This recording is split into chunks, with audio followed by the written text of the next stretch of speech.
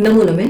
कहते हैं शर्म या लज्जा व्यक्ति का आभूषण होता है और हमें हर जगह लज्जा करनी चाहिए। लेकिन शास्त्रों में कहा गया है कि 4-5 जगह ऐसी है जहां पर हमें कभी भी लज्जा नहीं करनी चाहिए, कभी भी संकोच नहीं करना चाहिए।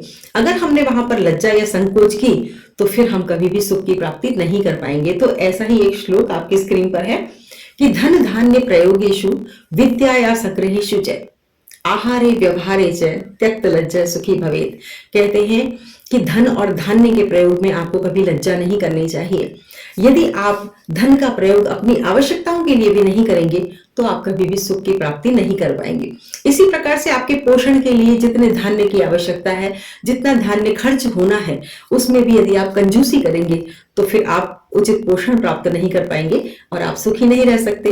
इसी प्रकार से विद्या के संग्रह में भी यदि आप लज्जा करेंगे, शंका करेंगे, तो आपको विद्या या ज्ञान की प्राप्ति कहीं से भी नहीं हो सकती।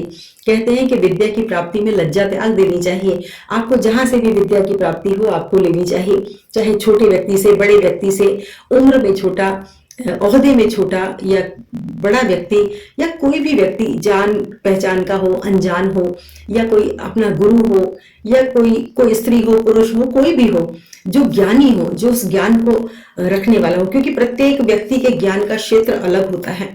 प्रत्येक व्यक्ति हर ज्ञान में माहिर नहीं होता, लेकिन वो अपने ज्ञान का एक विशेषज्ञ होता है। तो हमें विद्या की प्राप्ति, ज्ञान की प्राप्ति उसकी विशेषज्ञता को देखते हुए उससे प्राप्त करनी चाहिए। और यदि उसमें पहल करनी पड़े तो हमें उससे सबसे पहले हमें उसको श्रद्धा प्रदर्शित भी करनी चाहिए और हमें पहल भी करनी चाहिए। इसके बाद कहा गया है कि आहार और व्यवहार में भोजन करते समय आपको लज्जा नहीं करनी चाहिए। अगर आप भोजन करते समय बस ये सोचेंगे कि कहीं कोई ये ना सोचे कि मैंने बहुत ज्यादा खा लिया, नहीं नहीं बस इतना ही चाहिए, बस इतना ही, तो फिर क्या होगा कि आप भूखे रह जाएंगे, और भूखे रह जाएंगे तो बाद में फिर आपको भोजन की आवश्यकता होगी। उस समय आपको बड़ा पछतावा होगा कि मैंने काश जिस समय मैं भोजन कर रहा था मैंने ढंग से भोजन कर लिया होता।